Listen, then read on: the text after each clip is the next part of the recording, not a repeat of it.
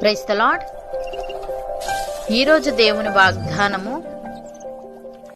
నీ దేవుడైన యెహోవా నీకు అనుగ్రహించు దేశములో నీవు దీర్ఘాయుష్మంతుడవగునట్లు నీ తండ్రిని నీ తల్లిని సన్మానించుము. నిర్గమాకాండము 20వ అధ్యాయము 11వ వచనము.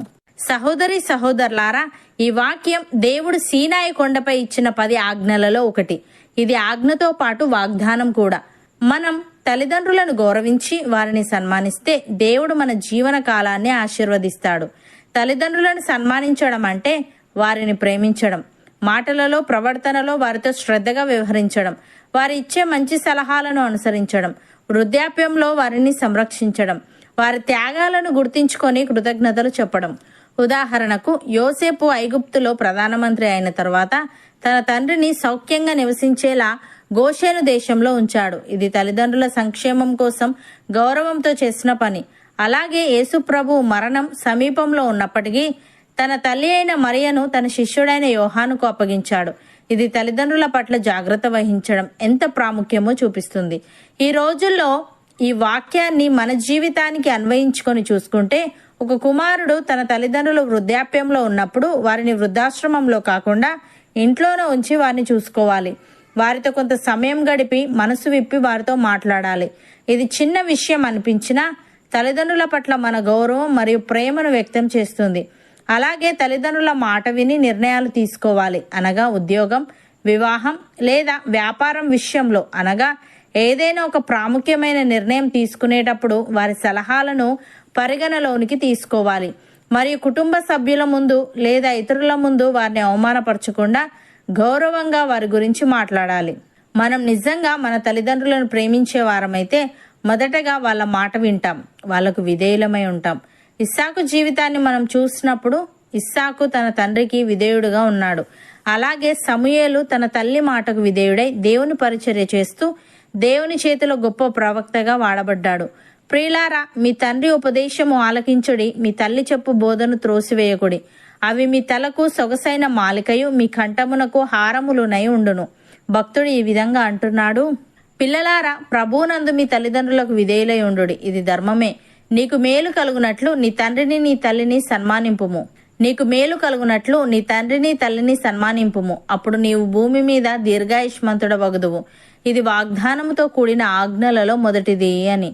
ప్రియులారా, తల్లిదండ్రులను గౌరవించడం అనేది దేవుని స్వరూపాన్ని గౌరవించడం లాంటిదే. ఎందుకంటే వారు మనకు జీవం ఇచ్చే మొదటి పునాది. కాబట్టి దేవుడు ఈ ఆజ్ఞను చాలా ప్రాముఖ్యమైనదిగా ఎంచాడు. అపోస్తలుడైన పౌలు ఈ విధంగా అంటున్నాడు, పిల్లలారా, అన్ని విషయములలో మీ తల్లిదండ్రుల మాట వినుడి, ఇది ప్రభువును బట్టి మెచ్చుకొనదగినది.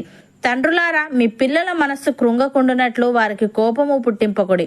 దాసులారా, మనుష్యులను సంతోషపెట్టు వారైనట్టు కంటికి కనబడవలనని కాక ప్రభువునకు భయపడుచు శుద్ధాంతఃకరణ గలవారై శరీరమును బట్టి మీ యజమానులైన వారికి అన్ని విషయములలో విధేయులై ఉండుడి. ప్రభువు వలన స్వాస్థ్యమును ప్రతిఫలముగా పొందుదుమని ఎరుగుదురు గనుక మీరేమి చేసినను అది మనుష్యుల నిమిత్తము కాక ప్రభు నిమిత్తమని మనస్ఫూర్తిగా చేయుడి. మీరు ప్రభువైన క్రీస్తునకు దాసులై ఉన్నారు అని. సహోదరి సహోదరులారా, మనము దేవుణ్ణి ప్రేమించే వారమైతే ఆయన ఆజ్ఞలను గైకొంటాము. ఆయన ఆజ్ఞలు భారమైనవి కావు అని వ్రాయబడి ఉంది. నీ తండ్రిని నీ తల్లిని సన్మానించుము అనేది ఆయన ఆజ్ఞలలో ఒకటి.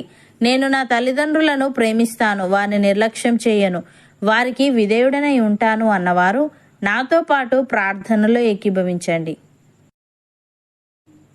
పరిశుద్ధుడా, ప్రేమగల తండ్రి, నీ దేవుడైన యెహోవా నీకు అనుగ్రహించు దేశంలో నీవు దీర్ఘాయుష్మంతుడవగునట్లు నీ తండ్రిని నీ తల్లిని సన్మానించుము అని, ఇది వాగ్దానముతో కూడిన ఆజ్ఞలలో మొదటిది అని నీవు సెలవిచ్చావు.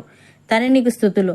దేవా, మేము మా తల్లిదండ్రులను ప్రేమిస్తూ వారిని గౌరవిస్తూ అన్ని విషయాల్లో వారికి విధేయులముగా ఉండుటకు సహాయము దయచేయమని, వారి ఉపదేశము వారు చెప్పు బోధ మా తలకు సొగసైన మాలికయు మా కంఠమునకు హారములునై ఉండునని నీవు సెలవిచ్చావు గనుక మేము వారి ఉపదేశమును ఆలకించి వారు చెప్పు బోధను త్రోసివేయక ఉండుటకు కృపచూపమని, మేమేమి చేస్తున్నానో అది మనుష్యుల నిమిత్తము కాక నీ నిమిత్తమని మనస్ఫూర్తిగా చేసే ఆత్మీయత మాలో ప్రతి ఒక్కరికి నీవే అనుగ్రహించమని యేసుక్రీస్తు నామమున ప్రార్థిస్తున్నాము తండ్రి.